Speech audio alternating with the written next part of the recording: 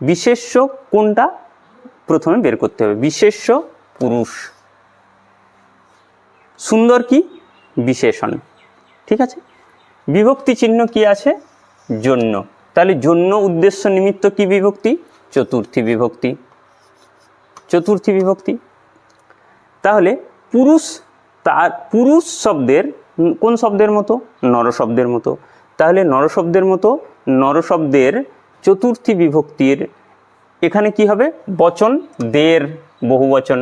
তাহলে চতুর্থী বিভক্তি বহুবচন, বহুবচন যদি হয় তাহলে কি হবে, নর শব্দের নরায় নরাভ্যাম নরেভ্যঃ, তাহলে পুরুষদের জন্য কি হবে, পুরুষেভ্য, পুরুষেভ্যঃ, পুরুষেভ্যঃ হয়ে গেল। এবার কি না, পুরুষটা কোন লিঙ্গ, পুংলিঙ্গ। তাহলে পুংলিঙ্গের পুরুষ শব্দের চতুর্থী বিভক্তির বহুবচন সেম সুন্দর শব্দের পুংলিঙ্গে, সুন্দর শব্দের পুংলিঙ্গে চতুর্থী বিভক্তির বহুবচন কি হবে, সুন্দরেভ্যঃ, সুন্দরেভ্যঃ, সুন্দরেভ্যঃ পুরুষেভ্যঃ। হয়ে গেল অনুবাদ, সুন্দর পুরুষদের জন্য হয়ে গেল সুন্দরেভ্য পুরুষেভ্য।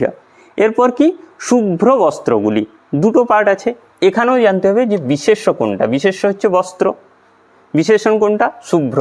কেন, দোষ গুণ অবস্থা সংখ্যা পরিমাণ যার দ্বারা বোঝায় সেটাই হচ্ছে বিশেষণ। তাহলে বস্ত্র এটা হচ্ছে বিশেষ্য, বস্ত্রগুলি বহুবচন। বিভক্তি চিহ্ন কিছু আছে কি, কিচ্ছু নেই, বস্ত্রগুলি শুধু, বস্ত্রগুলির জন্য কোনো কিছু নেই। তাহলে কি, যেখানে বিভক্তি চিহ্ন নেই সেখানে শূন্য বিভক্তি, শূন্য বিভক্তি মানে কি, শূন্য যেখানে সেখানে প্রথমা।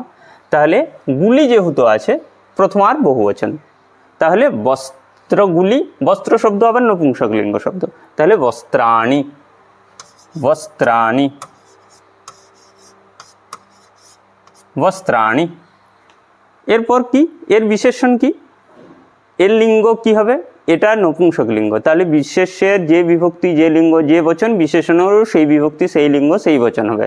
তাহলে শুভ্র শব্দের নপুংসক লিঙ্গ করতে গেলে কি হবে, যেমন বস্ত্র শব্দের নপুংসক লিঙ্গে বস্ত্রম, সেরকম শুভ্র শব্দের নপুংসক লিঙ্গ করতে গেলে শুভ্রম।